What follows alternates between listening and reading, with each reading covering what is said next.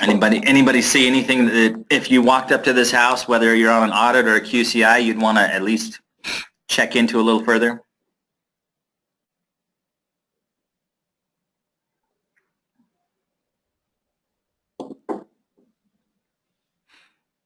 It went quiet. Can you still hear me? Yup.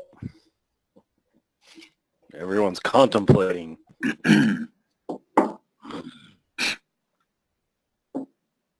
The thing that How close is the common vent to the swamp cooler? What was that? How close is the common vent to the swamp cooler? Yeah, did anybody else notice that? Pretty dang close. Yeah, it might be within code, but it might not. What is the code, or what's the rule on that one? I don't have a book close by. 3 feet above, within 10 feet. 3 feet above the vent. The vent needs to be 3 feet above. 3 feet above the swamp cooler if it's within 10 feet of the swamp cooler. Yep, and it's 3 feet above the intake. So if you really wanted to get technical, you could probably come down 2 inches from the top of that swamp cooler, and that would really be the line that you were looking for. But anyway, I just noticed that as I was walking up to a house. Thought I'd throw it up to give you guys something to talk about this morning. So welcome to the meeting. I did hit record for in case anybody is not able to join us.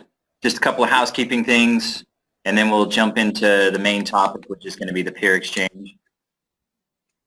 I think it was Jesse from Bragg who mentioned that the Rocky Mountain Center for Occupational and Environmental Health or something like that. Those folks are doing a asbestos inspector training in June. I'm getting a little bit of feedback. You guys would maybe mute yourselves on your end. I don't know if anybody else has experienced that.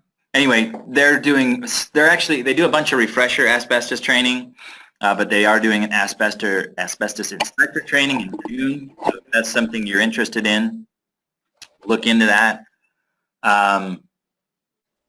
In our draft health and safety guidance that will be effective July 1, it does allow for agencies to conduct asbestos tests on vermiculite. So that may be a training opportunity you want to look into. And then the other two are just the national conferences. I know the Energy Out West registration opened up probably 3 weeks ago. The first couple of days fill up fast, and those were the best part of the conference the last time I went. So if you haven't started your process and you plan on going to that, you might want to jump on it. Any other training opportunities that anybody's aware of that we ought to share with the group? Nothing I think of. If you come across them, send them my way or Wade's way, and we'll try to keep sharing them.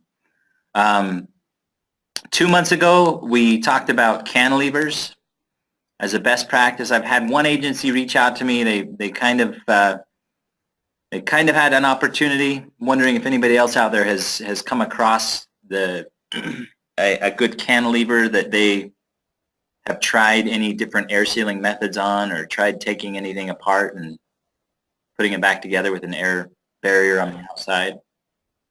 Anybody coming across any of that?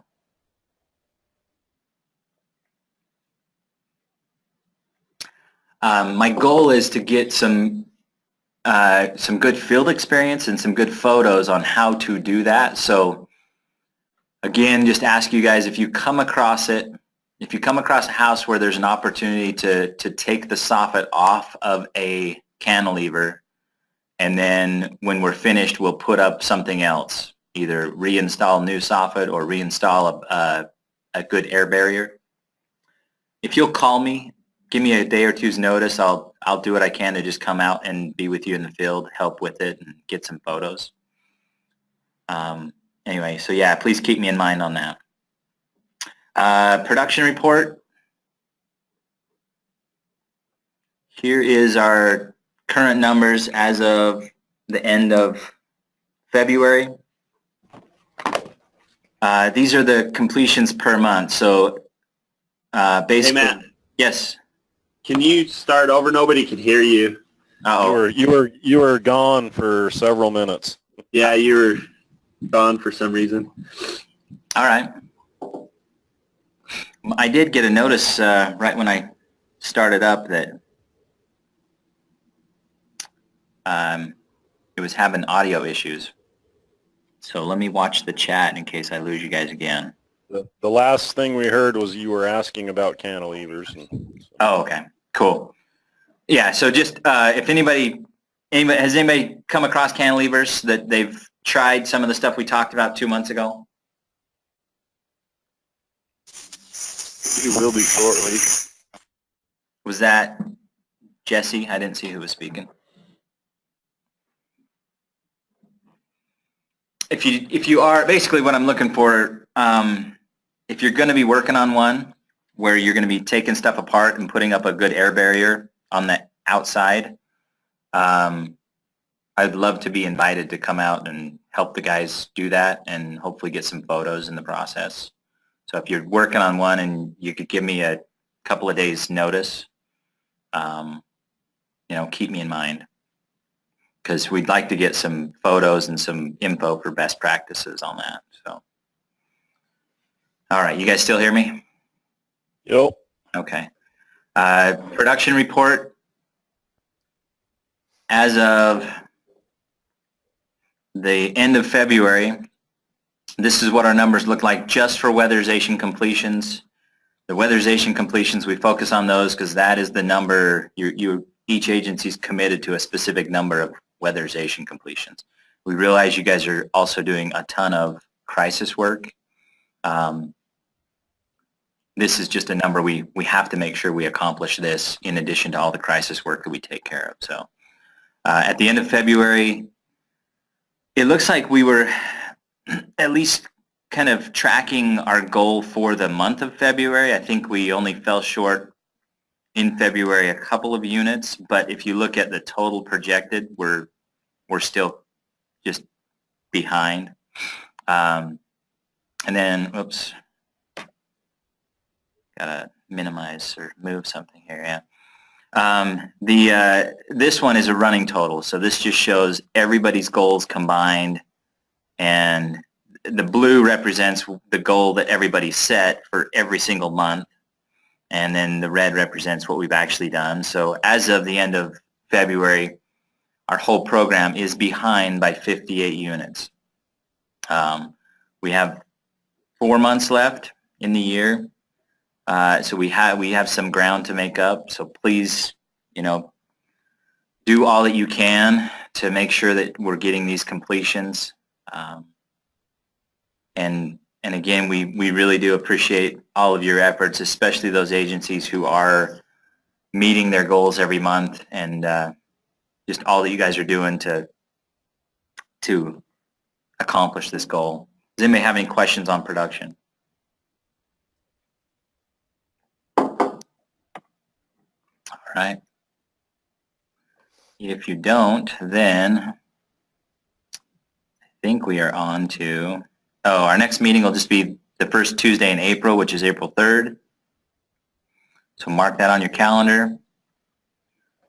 And then if nobody has anything else, let's move on to our main topic, which is just the peer exchange. You want to take it away, Wade? Yeah, can you turn the screen over to me? Yeah.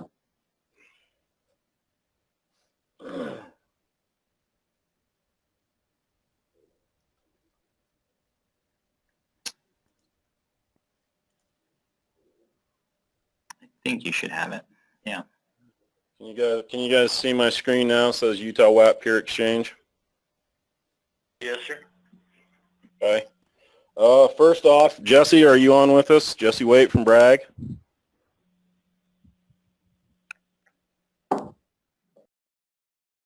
Guess maybe not. Ian, are you with us? All right, Jesse's down with Ian. I was going to see how that was going. How about Jake? Jake, are you with us today? Sorry, we're here, Wade. Oh, okay. How's it going down there, Jesse? Good, very good. Good. Ian teaching you lots? Oh, yeah. Keeping you busy? Yep. Good. So far, so good. Good. Glad to hear it. What about Jake up at Uinta Basin or any of the basin guys? You with us today?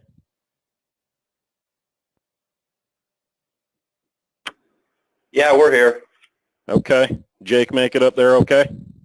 Yep, he's right here. All right. How's it going, Jake?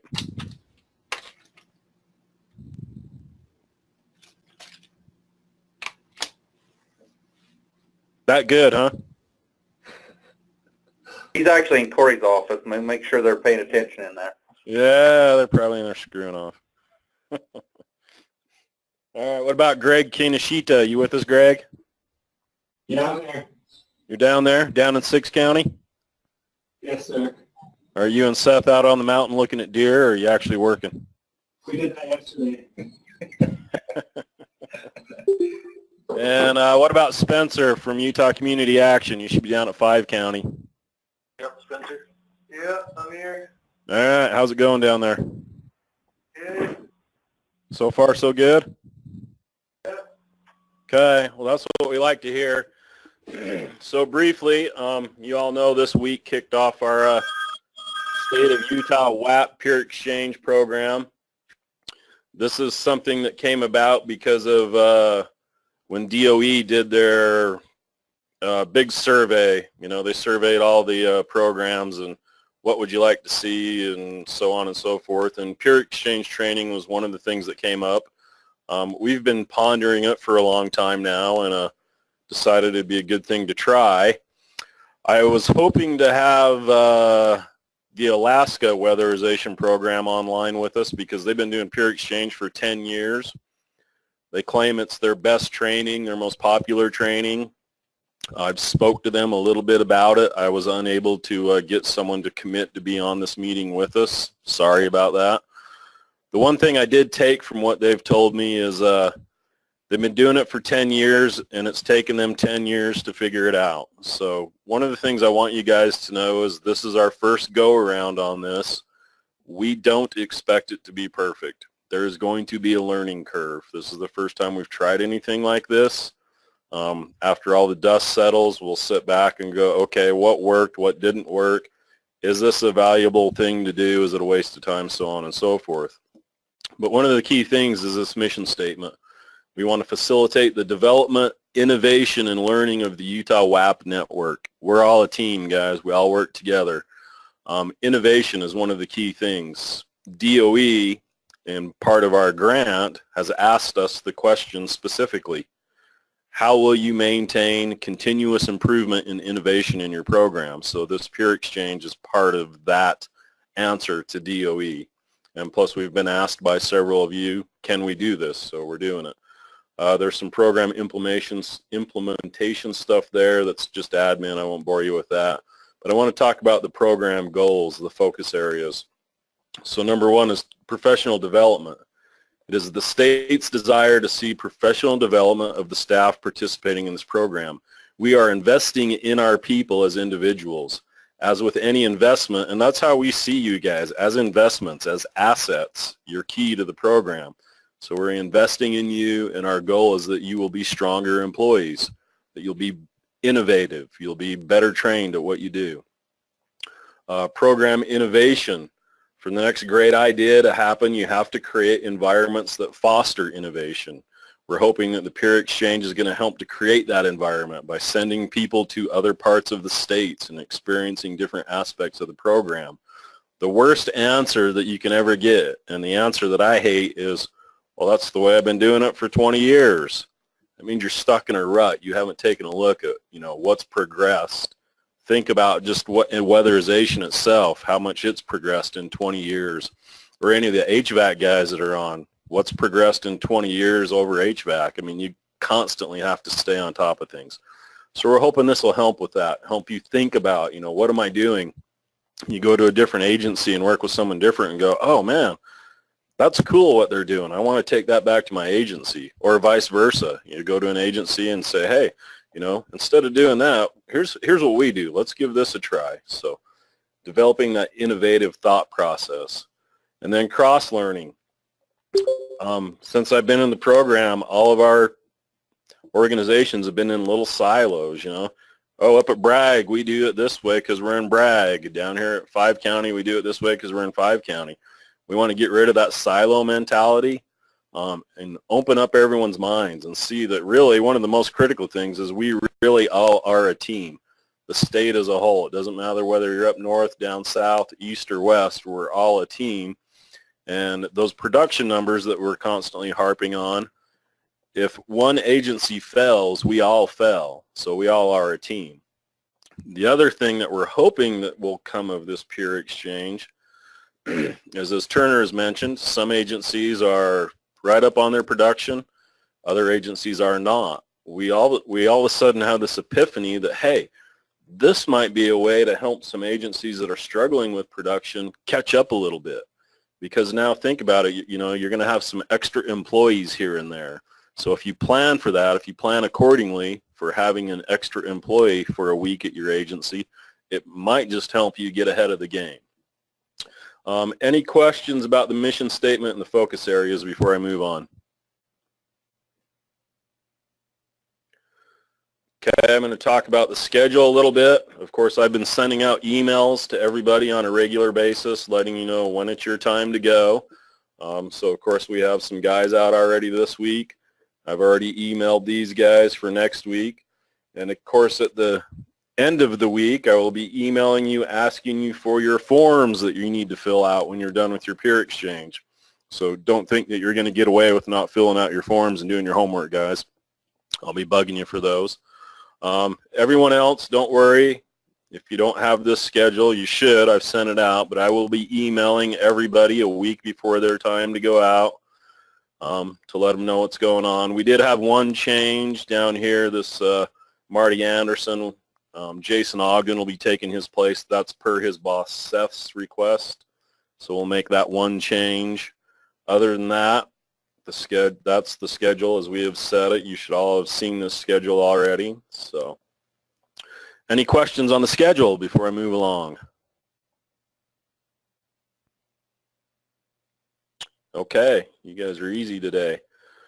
We have the checklist. As I've been emailing each of you, I've been sending you a checklist. So this is the QCI Peer Exchange. The whole idea behind this is to help facilitate a learning and training process. If we just send you to an agency and say, go do QCI junk, if you don't have some kind of template in front of you to get you thinking about, okay, what am I looking for? Why am I here? What am I trying to learn, or what am I trying to teach? So that's the whole idea behind these checklists. We put them together at the state. We want your input. I mean, like I said at the very beginning, we expect this to be not perfect the first few times around. We've never done this before, so, you tell us. We presented these forms to your coordinators. The feedback we got was, yeah, that looks good. Let's go forward with these. But as you guys use them, let us know. Are these working? Are they, do we need to ask different questions? Just let us know what you think needs to go in there. That's what this is all about. There's a production peer exchange checklist. So again, as I email each of you, I'll be sending you out the checklist you need. When your week is up, I will be bugging you again, be it by phone and email, to send me your filled out checklist. That's how we're going to know. We're going to use, the information you put in here as criteria to help us determine, is this a worthwhile investment of time and money and energy, okay? Auditor peer exchange checklist. Again, it's just to help facilitate you in the learning and teaching process, so you can ask some questions, have things to think about while you're out there doing the peer exchange. And the coordinator peer exchange, of course, this is the one Brad made, so it's 8 pages long. Sorry, Jesse. But it's got a lot of good information and a lot of good things for a coordinator to think about. I mean, after all, a coordinator has got a lot of hats to wear and a lot to do. So anyway, those are the checklists, schedule, and the mission statement and all that stuff. So that's kind of Pure Exchange. Sounds like the guys are out already, are doing good. We're 2 days in, so that's good. I'm glad to hear positive reports. Anybody have anything else about Pure Exchange before we move along?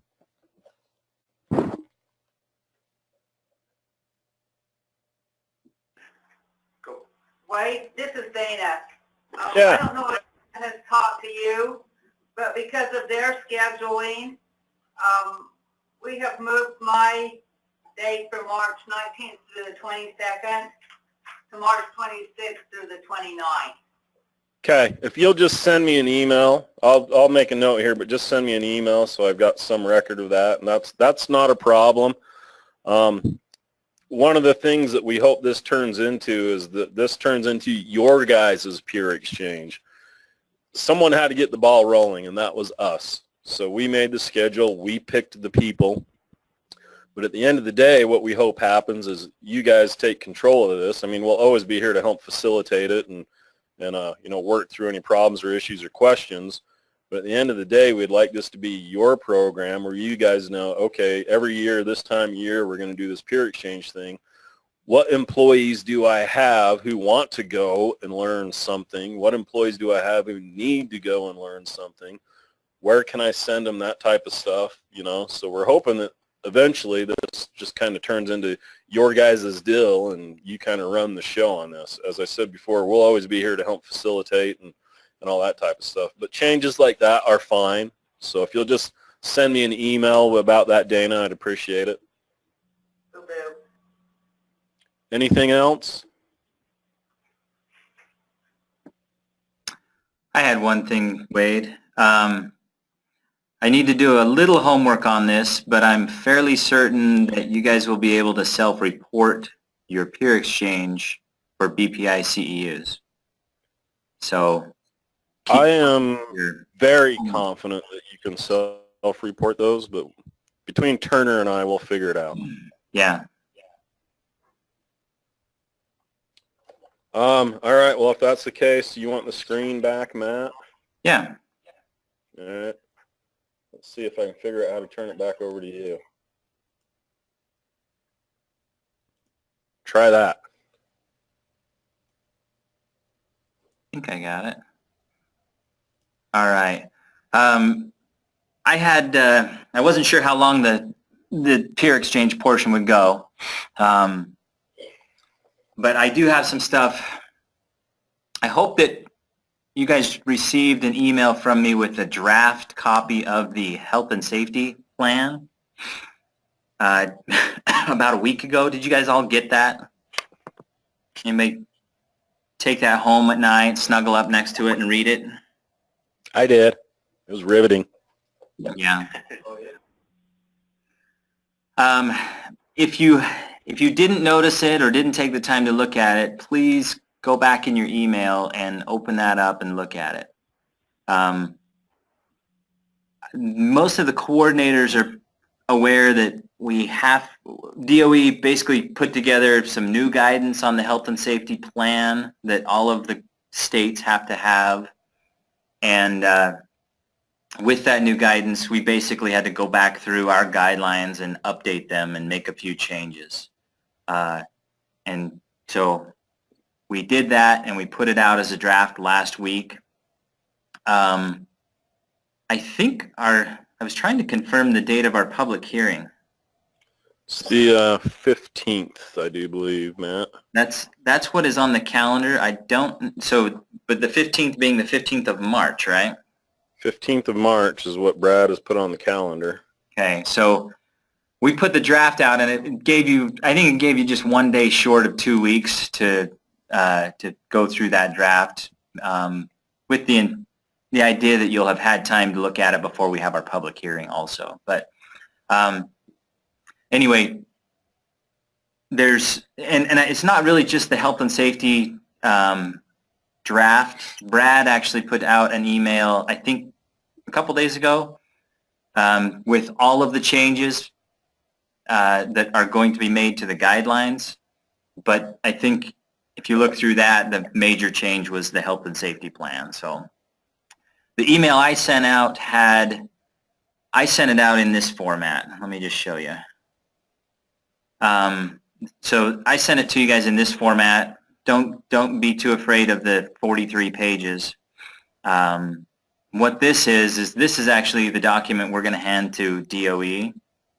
So, for example, DOE has very specific questions, and they have to go through a whole bunch of grantees' plans. And if you could imagine being assigned to go through, 7 or 8 states' guidelines and try and find the answers to all these questions. So they have a form, and they basically say, here's our question, where is it in your guidelines? So number 2 on budgeting, it says grantees are encouraged to budget health and safety costs to a separate category and thereby exclude such costs from average cost per unit. This separate category allows these costs to be isolated from energy efficiency costs in the program. Grantees are reminded if health and safety costs are budgeted and reported under program operations category rather than a health and safety category, the related health and safety costs must be included in the calculation and cost justified. And then they're basically saying which option did the state of Utah choose. So I've indicated that we chose to have a separate budget. If we didn't, then basically we would have to cost justify every single health and safety measure. So we chose that, and then I basically copied in the portion of our health and safety plan that explains that Utah has opted to create a separate health and safety budget. Anyway, we handed it to you guys in this format so you can see kind of what the ask is from DOE, so you can understand that a lot of this stuff, in fact, I just reviewed all of the changes, and every single change was stuff that DOE specifically asked for. And a lot of it is stuff we've already been doing. A lot of it's stuff that DOE has already asked us to do. They've just gotten very specific or a lot clearer on what they're asking. But anyway, so if you haven't started to, please take the time to go through this document. If the first 10 pages is boring to you, if nothing else, I would ask that you go to section 7, and that is where, here it is. We used to have a table of all of our health and safety issues, and they're still calling it a table, but the format's a little different. It's just a long explanation of every single health and safety measure we can do, but it's kind of condensed into about 12 or 14 categories. So for example, the first one, and they've just done them in alphabetical order, and DOE kind of put this template together. I've followed their template as much as I can, so just because DOE put it in alphabetical order, I just try to use the same terms that they're using and put all of our stuff in the same order, really to make it easy for our project officer to go through. But I also like the format. It's pretty concise and clear. So it's in alphabetical order. The first one's air conditioning and heating systems. And then there's 4 sections under each one of these. The first one is action or allowability. And so this is going to be a list of all the things that are either allowed or not allowed as far as air conditioning and heating systems as health and safety measures. So this section is going to tell you, am I allowed to replace an air conditioner with health and safety money, yes or no? Am I allowed to replace a heater with health and safety money, yes or no?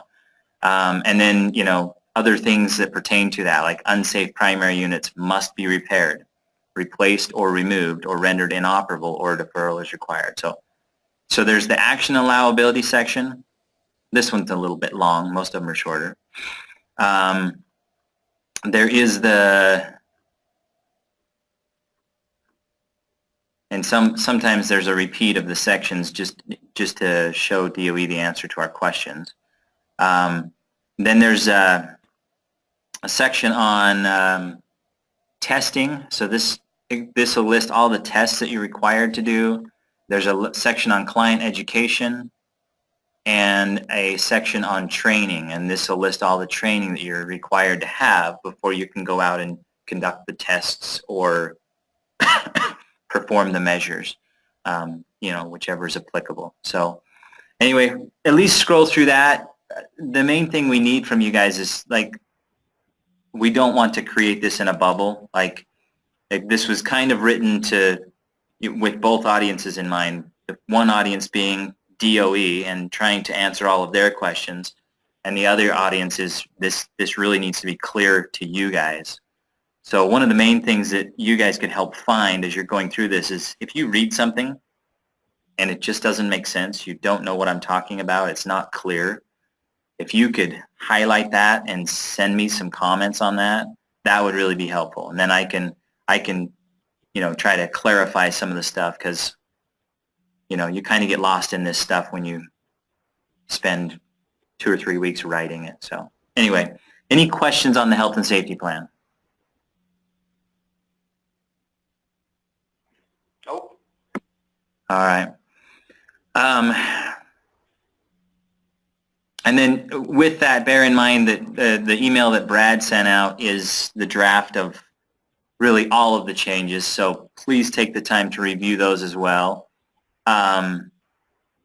We will do there's a training section for each one of those measures, and there's specific trainings that are required. Right now, I feel like we're covering probably 60% of the trainings that we told DOE that you guys would have.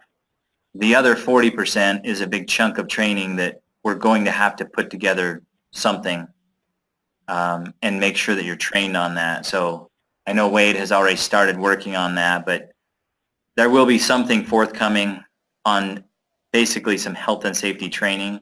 And I think that the audience is going to be auditors, QCIs, and then there's also some stuff that is going to be specific to the guys in the field that they're going to have training as well. So we've got to kind of work that out, but I think we're going to have to try and get that in before the new program year or right at the beginning of the new program year so that you guys are all up to speed on that. But so we will give you more training, but please take the time to at least review this a little bit and start thinking about it. So along the lines of that training, I think what we're going to try to do is kind of like we did this year. We'll kick the next program year off with a training where we bring up 2 agencies at a time, or in the case of one big agency, just that one agency, but bring them up here right at the start of the program year and do a couple of days of what we're planning on. Health and safety is going to be the focus on that. And then we're also going to do some client ed. That'll probably be a little bit later in the next program year. But the health and safety training will be the big kickoff the new program year training is where I think we're going with it. Cool. All right. Any questions or comments on that? Before we end, I just want to remind, and you will be getting more reminders, anyone who is a QCI who currently does not hold an auditor certification, when your time to recertify comes up, you will have to get the auditor certification before you can become a QCI again. So that starts in 2019. So there are some QCIs in our state who do not hold the auditor certification.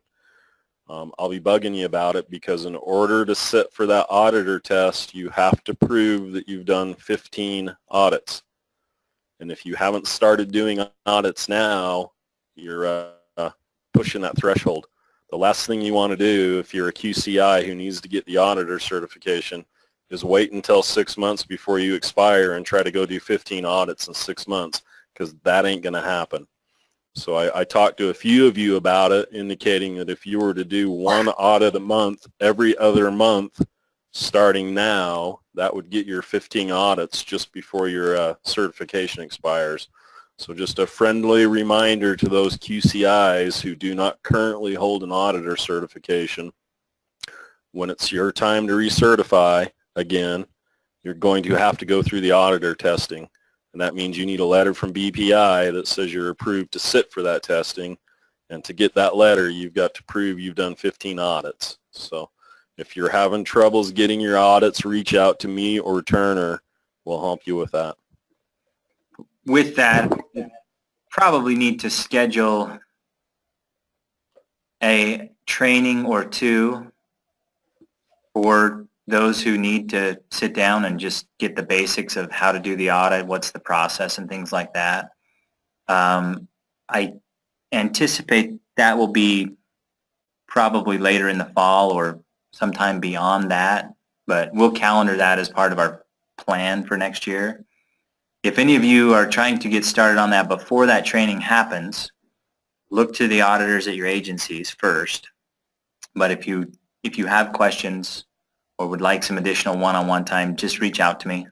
We can spend time on the phone. I can come to your agency, whatever we need to do, so that we're not holding you back from getting that stuff done.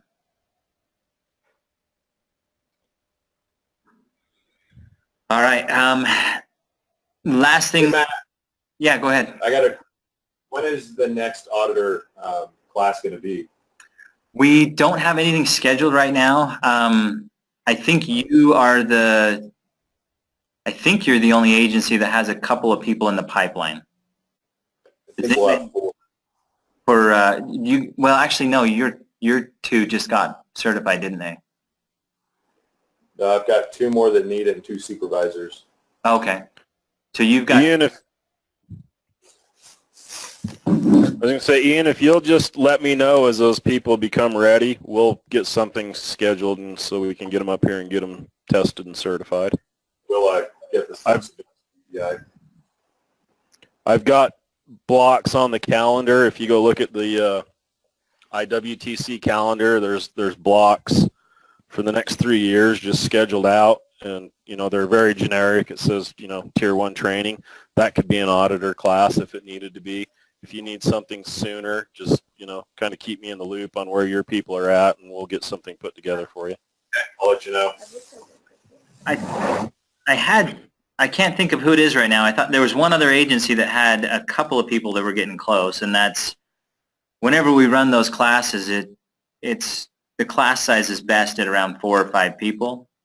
It's kind of onerous. It takes 2.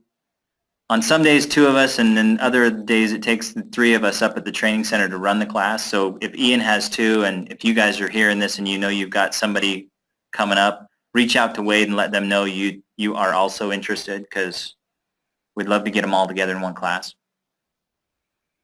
Make our lives a little easier. Yep. Does anybody have any suggested trainings that they'd like to see for either next month's meeting or one of the upcoming meetings? Hey, Wade, I have a question. Yeah. Is the new certification, is it Auditor 1 certification and QCI 1, or is it that now combined? They've combined them, so the way it works is you get the auditor certification, and then they have what they call a mini certification or an add-on certification. So you have to hold the auditor first, and then you take a little 50-question test, written test, to get the QCI add-on to it. So you'll take an auditor filled test, auditor written exam. Once you pass that and hold the auditor certification, then you'll take a 50-question QCI exam, and that will give you the ability to be a certified QCI. So there will be no more QCI field exam because the auditor and QCI field exams are so close. They've just decided that the auditor field exam is the only field exam you'll need to take. Okay. And also, from my understanding, they've also taken a lot of the soft skills out of the QCI exam. Yeah, the people who are writing the new test, I met with them a while ago, and I keep in constant contact with them. So it's Kelly Cutchins and Josh Olson and them guys. Kelly is one of the key people who's writing the new test, and she assured me that it will not be as stupid as the other test was. And any of you that have taken the other written QCI test, you know how bad that test sucks. So they are aware, and they're changing it. Yeah, they harped on that. Josh Olson did out there at the NASCAS conference. So it should be a little bit better written test. So. And I know Kelly very well. She's really good at putting together tests, so it should be a well-written test. So. I trust that you'll have a good review for us before we go take the test, right? Of course not. You'll just come up here and take it with no review. What are you talking about, crazy boy? Yeah. Yes, of course. We'll make sure that you are fully reviewed and up to par before you test. All right, awesome. Again, those of you that hold both certifications already, you don't really have to worry about it. All you have to do is come up and take a 50-question exam, and you're done. But there are a few of our QCIs who only have the QCI and do not hold the auditor yet. So you guys need to be doing some audits. So get with your auditors and start doing it. And we're talking about 18 months from now, this will be the new rule, right? Yes. And you all know how fast 3 years went by from the last round of certifications and recertifications. I mean, we certified, and then it seemed like the next day, oh my crap, recertification is here. So I don't want you thinking, you know, I know the mentality, oh, I got 3 years to worry about this. Well, all of a sudden 3 years is going to be here, and you're going to be going, oh shit, I got to do 15 audits in the next 2 months. How am I going to pull that off?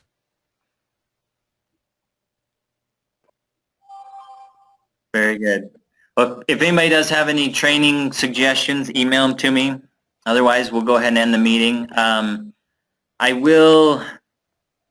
going to issue a copy of this for anybody who missed it, but this wasn't too BPI heavy, so I'm not going to issue a certificate for CEUs, but with all the peer exchange going on, that should be a good opportunity for everybody to get a chunk of CEUs. So we'll go ahead and end. Thanks so much for joining us today. You guys have a good day. Thanks, guys. Thank you.